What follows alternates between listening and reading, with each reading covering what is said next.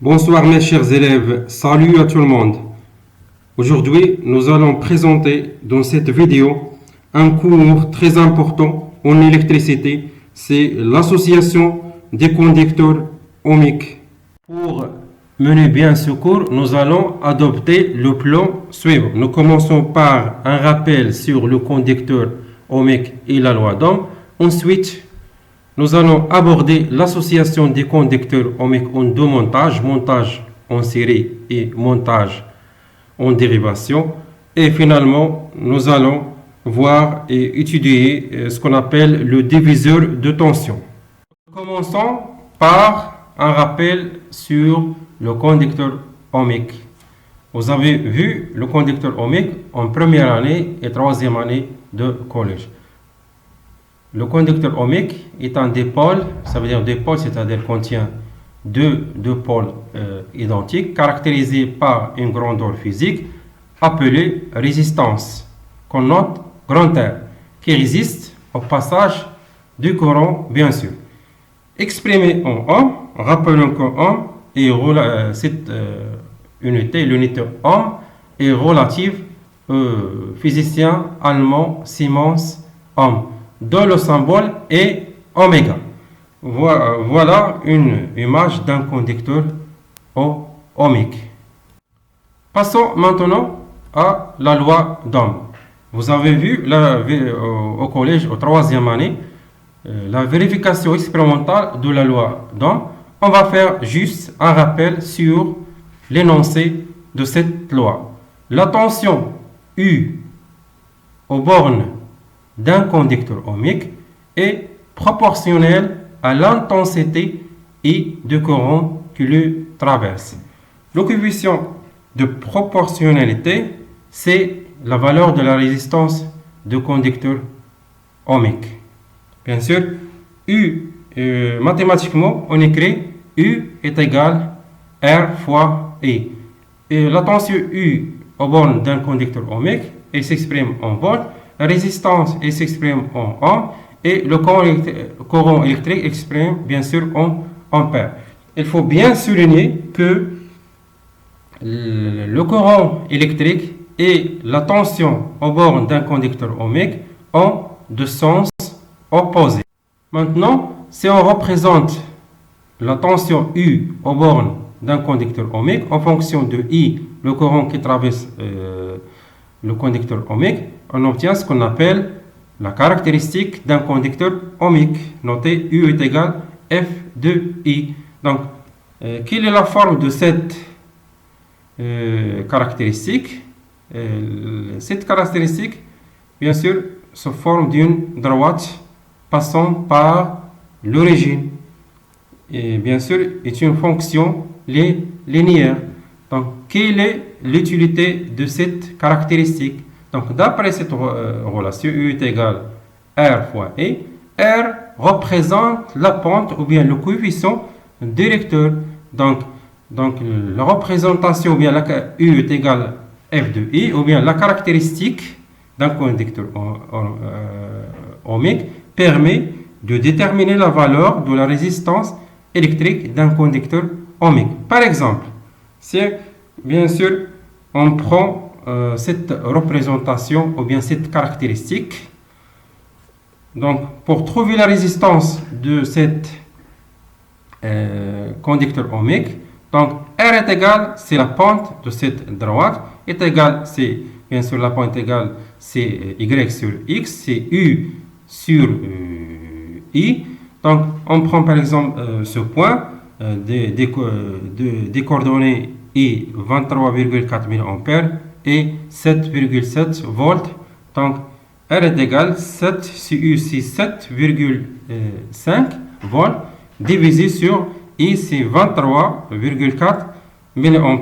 Il faut faire attention, il faut transformer en ampères, il faut multiplier par 10 moins 3. Donc la résistance de cet conducteur ohmique égale à 320 ohms. On peut définir aussi une grandeur physique liée au conducteur ohmique, c'est la conductance qu'on note grand G. C'est quoi la conductance bien sûr d'un conducteur ohmique physiquement. La conductance d'un conducteur ohmique physiquement, ou bien que signifie physiquement, c'est la capacité d'un conducteur ohmique à laisser passer le courant électrique, c'est-à-dire c'est l'inverse de la résistance électrique. Donc, G est égal à 1 sur R. Donc, plus la résistance électrique augmente, plus, bien sûr, la conductance diminue. Et plus R diminue, plus la conductance d'un conducteur ohmique augmente. Donc, G, bien sûr, s'exprime en Siemens noté grand S. On peut donner la loi d'Ohm en fonction de la conductance. Si I est égal grand G fois U. Maintenant, nous abordons l'association des conducteurs ohmiques. En deux cas, bien sûr, l'association en série et l'association en dérivation ou bien en parallèle. Donc, on commence par l'association en série. On considère deux conducteurs ohmiques de résistance R1 et R2, bien sûr. Le but, c'est de trouver, bien sûr, la résistance équivalente de ces deux conducteurs ohmiques de résistance R1 et R2, avec, bien sûr, U1, c'est la tension au bord de la résistance R1, ou bien le conducteur ohmique R1, et U2, c'est la tension au bord de la résistance R2, U, c'est la tension au bord de ces deux conducteurs ohmiques. Donc, c'est pour cela, on applique, bien sûr, la loi d'additivité de tension et la loi d'Ohm. Pour la loi d'additivité de tension, d'Ohm, bien sûr, U, c'est-à-dire la tension au bord de ces deux conducteurs ohmiques, est égale U1, c'est la tension au bord de R1, et U2 plus U2, c'est la tension au bord de R2. Donc, et la loi d'Ohm, U est égal R fois I, U1 est égal R1 fois I, et U2 est égal R2 fois I. Pourquoi? Parce qu'on a le même courant qui traverse R1 et R2, parce que les deux conducteurs ohmiques sont montés en série. Donc, on remplace ça, bien sûr, dans la relation 1. Donc, on obtient U, c'est R fois I, est égal U1, c'est R1 fois I, plus U2, c'est R2 fois I. Donc, on factorise par I, est facteur de R1 plus R2. Donc, on peut simplifier par I, ici. Donc, on trouve R, c'est la résistance équivalente de deux conducteurs ohmiques de résistance R1 et R2, est égale la somme des résistances de conducteurs ohmiques de chaque conducteur ohmique. Donc, en général, la résistance équivalente à l'association de n conducteurs ohmiques branchés en série est égale, R est égal R1 plus R2 plus R3, etc. jusqu'à Rn. Donc, on fait la somme. Bien sûr, la résistance équivalente de n conducteurs ohmiques, c'est la somme des résistances de chaque conducteur ohmique. Passons maintenant à l'association en dérivation. Donc, on considère deux conducteurs ohmiques montés, bien sûr, en dérivation. Et le but, c'est de chercher la résistance équivalente de ces deux de conducteurs ohmiques montés, bien sûr, en dérivation. Donc, avec U1, c'est la résistance, ou bien c'est la tension au bord de la résistance R1. U2, c'est la tension au bord de la résistance U2. Et U, c'est la tension au bord de la résistance équivalente. Donc, c'est pour cela, bien sûr, on applique la loi des nœuds. On a bien sûr I est égal I1 plus U2. Et on a U est égal U1 est égal U2. Pourquoi? Parce que les conducteurs ou bien les conducteurs ohmiques sont branchés en parallèle, donc les tensions sont égales. Donc la loi, bien sûr, d'après la loi d'Ohm, donc on a U est égal R fois I, donc en sorte I c'est U sur I. On a bien sûr U1 est égal R1 fois E1. En sorte, E1 c'est U1 sur R1. Et on a bien sûr U2 c'est, d'après la loi d'Ohm, c'est R2 fois E2. En sorte, E2 c'est U2 sur R2. On remplace bien sûr dans l'équation 2. On trouve ici U sur R est égal, bien sûr, E1 c'est U1 sur R1 plus U2 c'est U2 sur R2.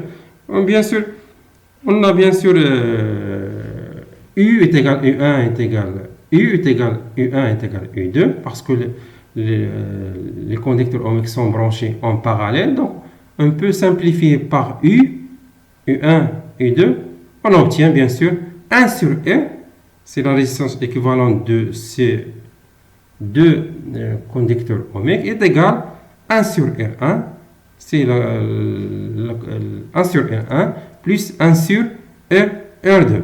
Donc, en général, la résistance équivalente à l'association de n conducteurs ohmiques branchés en dérivation égale 1, ou bien se calcule à partir de la relation 1 sur R, c'est-à-dire la résistance équivalente, est égal à 1 sur R1 plus 1 sur R2 plus 1 sur R3 jusqu'à 1 sur Rn. Donc,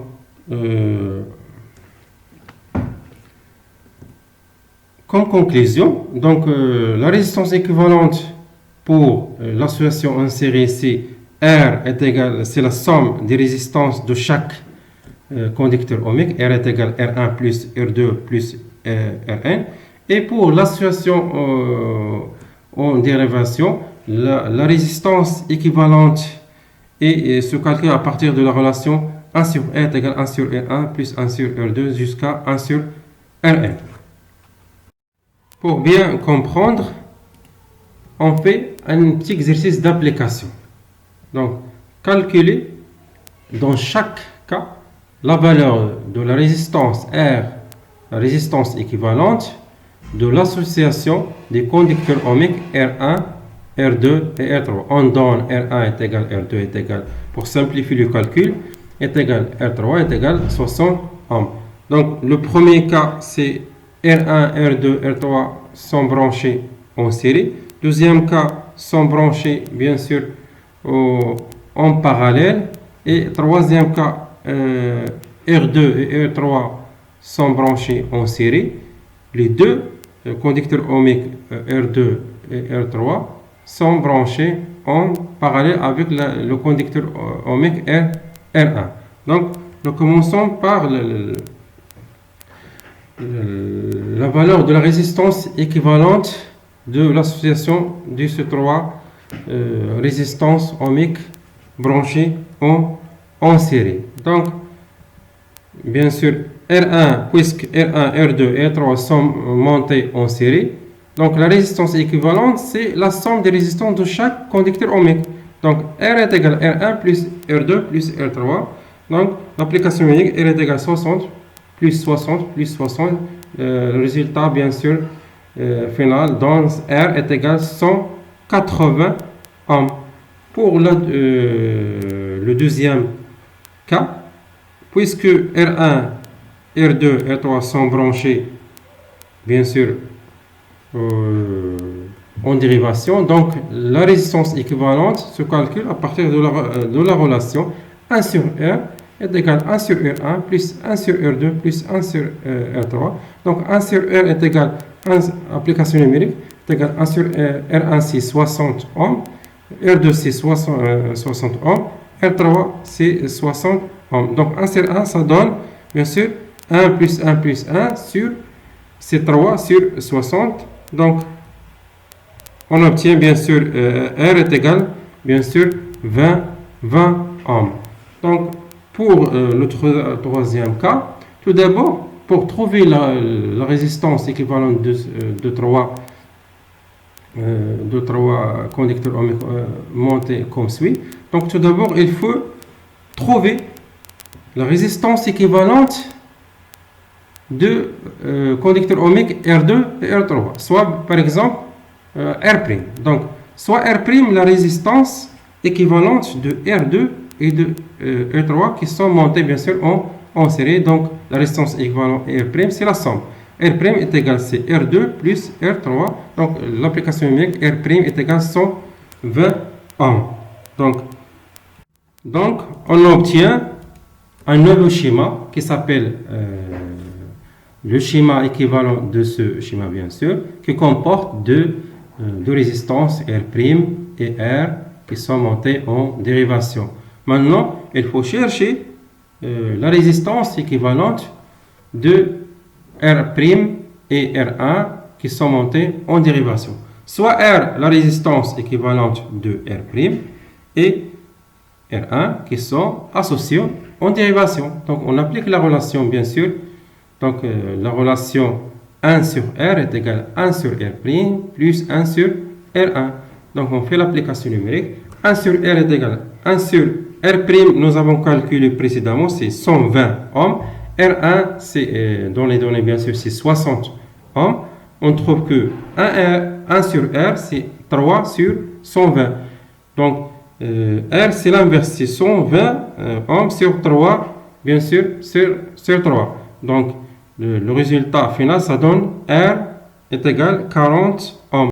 Donc, on peut considérer, bien sûr, comme conclusion, on peut considérer les trois conducteurs de résistance R1 et R2, R3 sont montés comme suit, bien sûr, et comme un seul conducteur ohmique, bien sûr, de résistance R est égal à 40 ohms. Passons maintenant au diviseur de tension. Le diviseur de tension est un montage électrique simple, largement utilisé en électricité, qui permet de diviser en tension d'entrée qu'on dispose. Tout d'abord, il faut connaître le montage du diviseur de tension. Il est constitué de base de deux résistances en série, parcourues par le même courant I, et branchées aux bornes d'un générateur. Voilà le montage d'un diviseur de tension. Il est constitué de deux résistances R1 et R2 branchées en série et parcourues par le même courant U. Et ces deux résistances R1 et R2 sont branchées aux bornes d'un générateur, bien sûr. Et on appelle UE, c'est la tension d'entrée. C'est exactement la tension aux bornes de deux résistances R1 et R2 à la fois. On appelle aussi US, c'est la tension de sortie. C'est la tension aux bornes de résistance R2.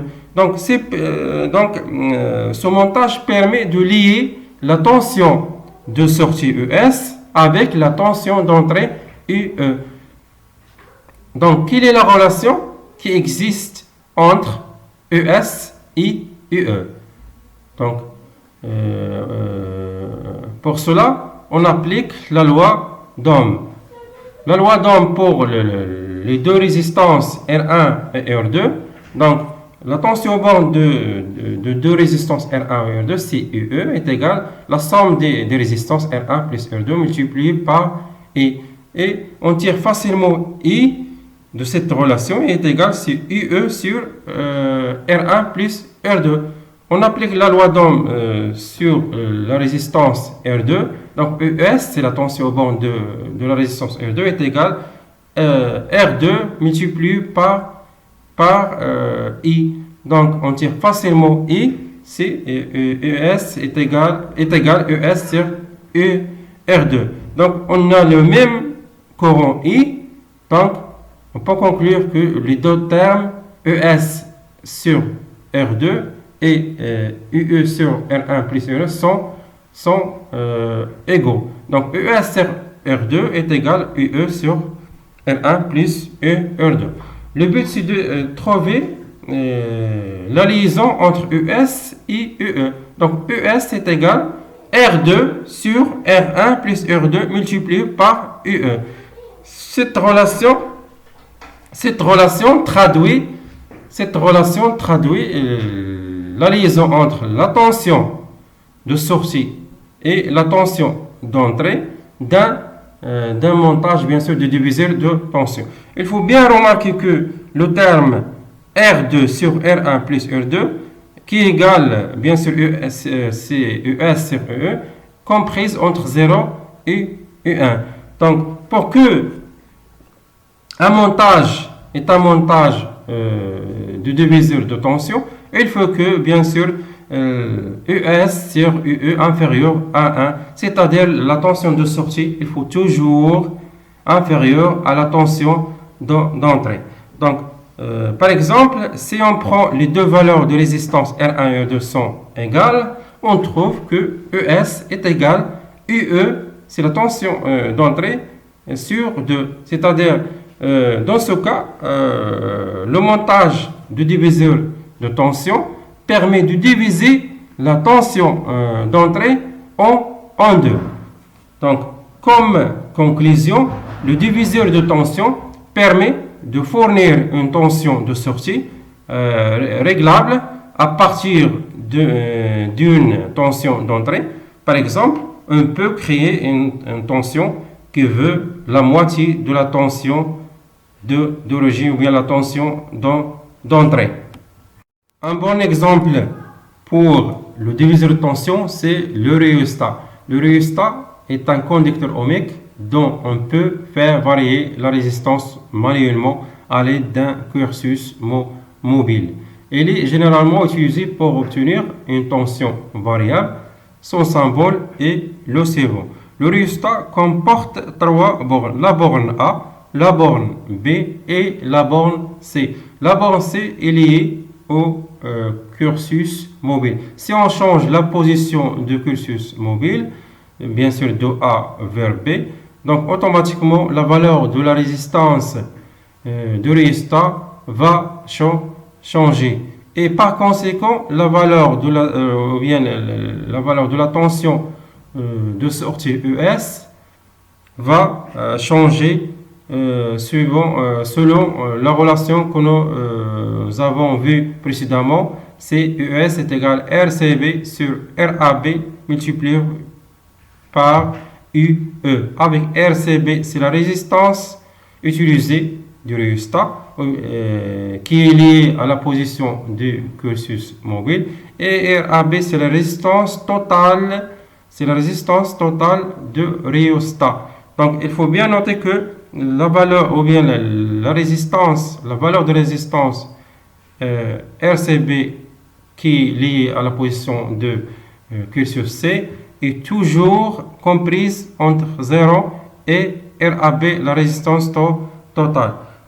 En résumé, le rhéostat est un conducteur ohmique qui permet d'obtenir une tension variable. Pour bien comprendre le diviseur de tension, on fait un exercice d'application très simple. Que cet exercice comporte deux questions ou bien deux situations. La première question, c'est calculer la tension ES, c'est la tension de sortie, correspondant à ce diviseur de tension. Donc, on applique directement la relation de diviseur de tension. ES est égal R1 sur la somme, bien sûr, des résistances R1 plus R2 multiplié par UE, c'est la tension, bien sûr, d'entrée. Donc, il faut toujours commencer par la résistance qui est liée à la tension de sortie. Ce n'est pas R2, c'est R1. Divisé sur la somme des résistances, bien sûr. On fait l'application numérique. ES est égal R1, c'est 200 ohms. R1, bien sûr, c'est 200 ohms, plus R2, c'est 100 ohms, multiplié par UE, c'est la tension d'entrée. Bien sûr, on trouve que ES est égal 2 tiers UE. On remplace la valeur de UE, c'est 12 volts. On trouve bien sûr ES est égal 2 tiers multiplié par 12 est égal, ES c'est 8 volts. Il faut bien remarquer, bien sûr, la valeur de ES toujours inférieure à la valeur de UE. Pour la deuxième question, c'est calculer R2 dans ce diviseur de tension, sachant que, bien sûr, on a la tension d'entrée c'est 12 volts et la tension de sortie c'est 3 volts. Et bien sûr, on cherche quoi? On cherche la valeur de la résistance et R2. Bien sûr, on a ES. Donc, on a ES sur EE. D'après la relation de diviseur de tension, c'est R1 sur R1 plus R2. Quoi égale ES c'est 3 volts. ES c'est 3 volts. Et UE c'est 12 volts. Donc, on simplifie, on trouve que ES sur UE c'est 1, 4.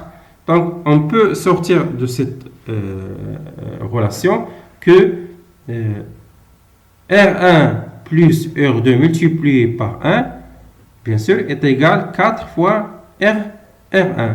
Donc, on cherche quoi? On cherche R2. R2, bien sûr, c'est 4 R1 moins R1. Donc, est égal, bien sûr, 3 R1.